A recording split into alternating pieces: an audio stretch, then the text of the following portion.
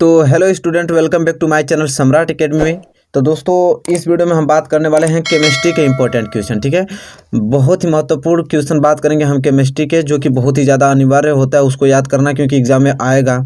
ठीक है, तो ऐसे क्वेश्चनों को पहले याद कर लिया जाता है। ठीक है, अब समय आपके पास नहीं है तो बहुत ही अच्छा मैं क्वेश्चंस बताने वाला हूँ। उन सारे क्वेश्चनों को आपको अच्छे ढंग से लर्न कर कर ही एग्जाम में आपको पहुँचना है। ठीक है, तो चलिए सबसे फटाफट आप इस वीडियो को लाइक कर दीजिए। अभी शेयर नहीं किया तो प्लीज़ इस वीडियो को शेयर कर दीजिए, ताकि सबके पास यह वीडियोस पहुंच जाए, ताकि आपके सभी मित्र, चाहे आपके जो भी फ्रेंड हो, सबके पास ये वीडियो पहुंच जाए कि वो भी अच्छा स्कोर कर पाए एग्जाम में। ठीक है, चलिए पहला क्वेश्चन देखिए, बहुत ही ज़्यादा इंपॉर्टेंट क्वेश्चन आ गया। पहले क्वेश्चन से आज की वीडियो स्टार्ट करेंगे हम। और पहला क्वेश्चन दोस्तों आपसे ये कह रहा है कि अमोनिया की और पहला कंडीशन ये रखा है कि मर्क्यूरस क्लोराइड तथा दूसरा क्लोरीन के आधिक्य के साथ अभिक्रिया के रासायनिक समीकरण लिखिए। ठीक है, देखिए कह रहा है कि अमोनिया की मर्क्यूरस क्लोराइड तथा क्लोरीन के आधिक्य के साथ अभिक्रिया के रासायनिक समीकरण लिखना है आप लोगों को। ठीक है, तो चलिए सबसे पहले आप क्या लिखेंगे उत्तर में, पहले हम लोग लिखेंगे अमोनिया के साथ मर्क्यूरस क्लोराइड के साथ अभिक्रिया। अमोनिया की मर्क्यूरस क्लोराइड के साथ अभिक्रिया, तो जैसा कि देख पा रहे हैं कि Hg2Cl2 प्लस 2NH3 अभिक्रिया करके बना रही है Hg plus Hg NH2Cl plus NH4Cl बना रही है। ठीक है, तो यहाँ पे अमोनिया की मर्क्यूरस क्लोराइड के साथ यहाँ पे अभिक्रिया हुई है। ठीक है, इसका रासायनिक समीकरण भी आपको लिखना है साथ ही साथ। फिर दूसरा कंडीशन कह रहा है यहाँ पे कि अमोनिया के साथ क्लोरीन के आधिक्य के साथ अभिक्रिया कीजिए। तो देखिए दूसरा कंडीशन लिखे हैं, अमोनिया के क्लोरीन आधिक्य के साथ अभिक्रिया। ठीक है, देखिए तो अभी इसका रासायनिक समीकरण क्या लगा कि NH3 प्लस 3Cl2 मिलकर रासायनिक अभिक्रिया करके बना रहे हैं NCl3 प्लस 3HCl। ठीक है, तो इस प्रकार ये जब जाके प्रश्न का उत्तर संपूर्ण होगा। बहुत ही इंपॉर्टेंट क्वेश्चन, इन क्वेश्चन को आपको याद करके जाना है एग्जाम में। ठीक है, जिस प्रकार मैं पढ़ा रहा हूँ, जिस प्रकार जो क्वेश्चन बता रहा हूँ, उसको पहले आपको याद कर लेना है, क्योंकि बहुत ही ज़्यादा इंपॉर्टेंट है। ठीक है, तो पहला क्वेश्चन आप याद कर लीजिए, क्योंकि बहुत ज़्यादा महत्वपूर्ण है। चलिए पहला क्वेश्चन अगर क्लियर हो गया होगा आप लोगों को, तो क्वेश्चन नंबर दूसरे बढ़ चलते हैं। क्वेश्चन नंबर दूसरा देखिए, बहुत ही ज़्यादा महत्वपूर्ण प्रश्न है कि वायु में जलाने से पहले मैग्नीशियम के फीते को साफ क्यों किया जाता है। बहुत ज़्यादा मोस्ट इंपॉर्टेंट क्वेश्चन है, बहुत बार एग्जाम में पूछा गया है प्रश्न। ठीक है, इसको पहले याद करके आपको जाना है। वायु में जलाने से पहले मैग्नीशियम के फीते को साफ क्यों किया जाता है। तो चलिए देखिए क्यों किया जाता है साफ इसको। तो लिखा है कि मैग्नीशियम की अभिक्रियाशीलता अधिक होने के कारण, मैग्नीशियम की अभिक्रियाशीलता अधिक होने के कारण यह वायुमंडलीय ऑक्सीजन तथा नमी से अभिक्रिया करके मैग्नीशियम ऑक्साइड तथा हाइड्रोक्साइड की एक अक्रिय परत बना लेता है। अतः मैग्नीशियम धातु को जलाने से पूर्व रेत पत्र से रगड़कर हटाना आवश्यक है। देख रहे हैं ना कि क्या कंडीशन बता रहा है कि वायु में जलाने से पहले मैग्नीशियम के फीते को साफ इसलिए किया जाता है। कह रहा है कि मैग्नीशियम की अभिक्रियाशीलता अधिक होने के कारण वायुमंडलीय ऑक्सीजन तथा नमी से जब वो अभिक्रिया करता है तो मैग्नीशियम के ऑक्साइड तथा हाइड्रोक्साइड की एक अक्रिय परत उस पर बन जाती है। ठीक है, तो इसलिए तब उसको जलाते हैं तो जल्दी जल नहीं पाता, इसलिए उसको रगड़ के तब उसके परत को हम लोग छोड़ा देते हैं, तब इसके बाद जलाते हैं तब वो जलता है। ठीक है, इसलिए वायु में जलाने से पहले हम लोग क्या करते हैं, मैग्नीशियम के फीते को रेत जो बालू पेपर होता है उससे साफ किया जाता है। ठीक है, चलिए ताकि उसे जलने में अधिक मदद मिले, जल्दी जल जाए। चलिए क्वेश्चन नंबर दूसरा था, उम्मीद करता हूँ क्लियर हो गया होगा आप लोगों को। चलिए इसी के साथ हम बढ़ेंगे अगले क्वेश्चन की ओर, और क्वेश्चन नंबर तीसरे की ओर। क्वेश्चन बहुत ही ज़्यादा इंपॉर्टेंट क्वेश्चन है। चलिए देखिए क्वेश्चन नंबर तीसरा क्या कह रहा है। देखिए क्वेश्चन नंबर तीसरा आपसे ये कह रहा है कि निम्नलिखित रासायनिक अभिक्रियाओं के लिए संतुलित समीकरण लिखे। यहाँ पे कुछ रासायनिक अभिक्रिया हैं, उनके संतुलित समीकरण आपको लिखना है। बस ये जो 3 क्वेश्चन बता रहा हूँ इसको एकदम याद करके ही आपको एग्जाम में जाना है। पहला कह रहा है कि हाइड्रोजन के साथ क्लोरीन मिलाने पर हाइड्रोजन क्लोराइड बनता है, इसका हमें रासायनिक अभिक्रिया लिखना है। और दूसरा कह रहा है कि बेरियम क्लोराइड के साथ अगर एल्युमिनियम सल्फेट मिला रहे हैं तो बेरियम सल्फेट तथा एल्युमिनियम क्लोराइड बना रहा है। और तीसरा कह रहा है कि सोडियम में अगर जल को हम मिक्सिंग करें तो सोडियम हाइड्रोक्साइड प्लस हाइड्रोजन बनाता है। तो यहाँ पे ये रासायनिक अभिक्रिया दी हुई है, इनका संतुलित समीकरण हमको लिखना है। तो पहला देखिए क्या है कि हाइड्रोजन के साथ क्लोरीन मिलाने पर हाइड्रोजन क्लोराइड बन रहा है। तो देखिए यहाँ पे इसका रासायनिक अभिक्रिया है और इसका हम लोग क्या कर रहे हैं, संतुलित समीकरण लिख रहे हैं। तो देखिए हाइड्रोजन तो H2 प्लस Cl2 मिलकर हाइड्रोजन क्लोराइड बना रहा था, 2HCl बना रहा है। ठीक है, क्योंकि संतुलित रासायनिक समीकरण लिखना है। ठीक है, यहाँ पे परमाणु की संख्या बराबर है सबकी। चलिए दूसरा करा कि hydrogen plus barium chloride plus aluminium sulphate मिला के barium sulphate plus aluminium chloride बना रहा है। देखिए बेरियम क्लोराइड तो 3BaCl2 aluminium sulphate Al2SO4 thrice अब बेरियम सल्फेट 3BaSO4 प्लस क्या बनाता है यहाँ पे एल्युमिनियम क्लोराइड, तो 2AlCl3, क्योंकि यहाँ पे हम लोग संतुलित रासायनिक समीकरण लिख रहे हैं इसलिए, ठीक है। तो देखिए इसका संतुलित रासायनिक समीकरण यह होगा कि जब हम बेरियम क्लोराइड को एल्युमिनियम सल्फेट में मिलाते हैं तो बेरियम सल्फेट पर होता है एल्युमिनियम क्लोराइड मिलकर बनता है, ठीक है। और तीसरा करा कि सोडियम में जल मिलाया जाता है, 2Na क्या है सोडियम है, H2 जल है, ठीक है। और यहाँ पे देखिए इसका संतुलित रासायनिक समीकरण हम लोग लिख रहे हैं, तो 2Na + 2H2O मिलकर 2NaOH + H2 बना रहा है, ठीक है स्टूडेंट। तो यहाँ पे जो हम लोग लिखे हैं इसका हम संतुलित समीकरण लिखे हैं, ठीक है। उम्मीद करता हूँ कि ये क्वेश्चन बहुत ही इंपॉर्टेंट है, इसको आपको किसी कीमत पे तैयार करके जाना है। वेरी मोस्ट इंपॉर्टेंट क्वेश्चन है, केमिस्ट्री के प्रश्न है, सब बहुत ही ज़्यादा महत्वपूर्ण प्रश्न है। तो इन प्रश्नों को आपको तैयार करके ही जाना, एकदम रट्टा मार लीजिए इन प्रश्नों को, ठीक है। चलिए अगर क्वेश्चन नंबर तीसरा अगर आपको क्लियर हो गया हो तो हम क्वेश्चन नंबर चौथे और बढ़ेंगे। और क्वेश्चन नंबर चौथा दोस्तों यहाँ से आपके ये कह रहा है कि विस्थापन एवं द्विविस्थापन अभिक्रियाओं में क्या अंतर है, इन अभिक्रियाओं के समीकरण लिखिए। कह रहा है कि विस्थापन एवं द्विविस्थापन अभिक्रियाओं में क्या अंतर है, इन अभिक्रियाओं के समीकरण लिखना है। चलिए उत्तर में बता रहा हूँ क्या लिखना है। उत्तर में कि विस्थापन अभिक्रिया में एक तत्व दूसरे तत्व को उसके लवण के विलयन से विस्थापित कर देता है, जबकि द्विविस्थापन अभिक्रिया में दो यौगिकों के मध्य आयनों का आदान प्रदान होता है। समझ गए। विस्थापन अभिक्रिया में क्या होता है कि एक तत्व जो होता है दूसरे तत्व उसके लवण के विलयन से विस्थापित कर देता है, और जबकि द्विविस्थापन अभिक्रिया में ये होता है कि दो यौगिकों के मध्य आयनों का आदान प्रदान होता है।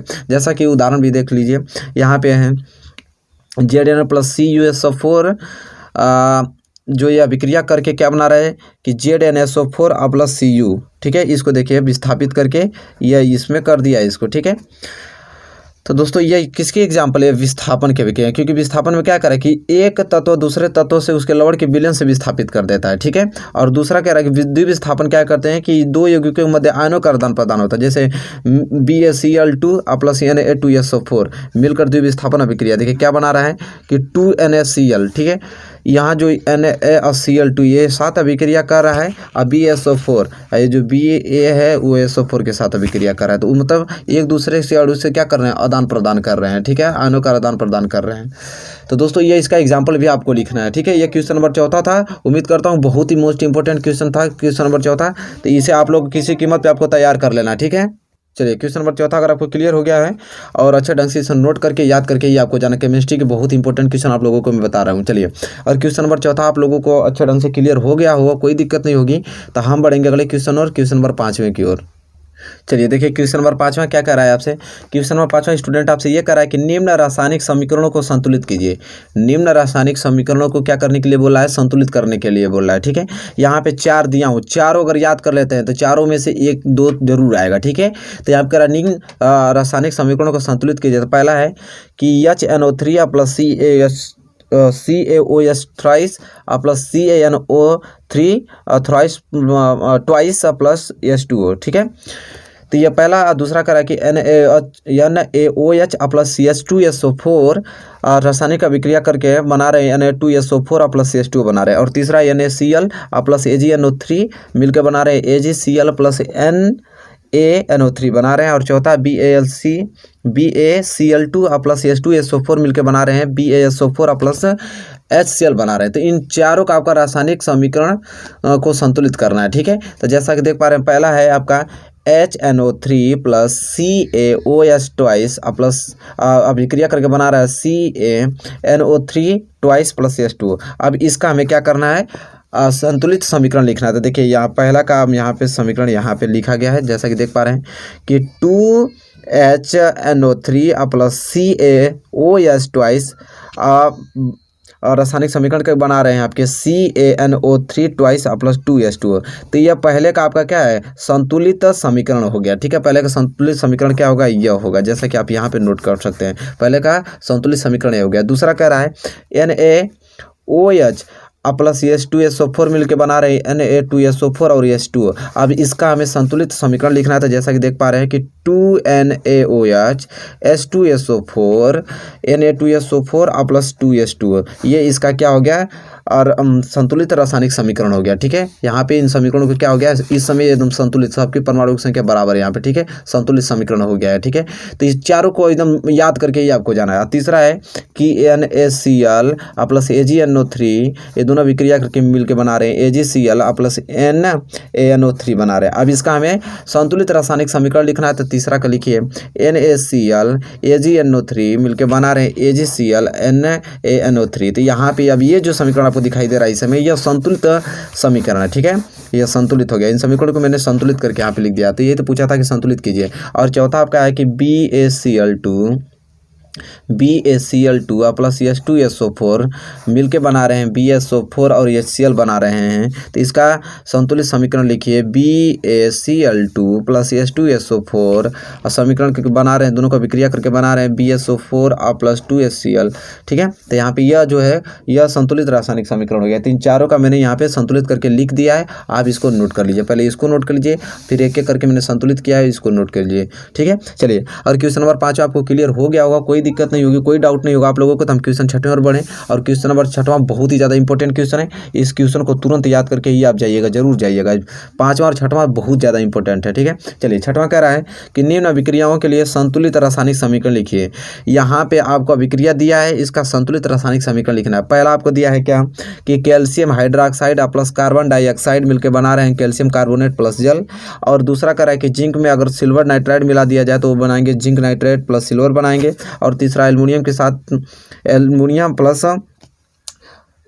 Plus copper chloride. ठीक है, एल्युमिनियम प्लस कॉपर क्लोराइड।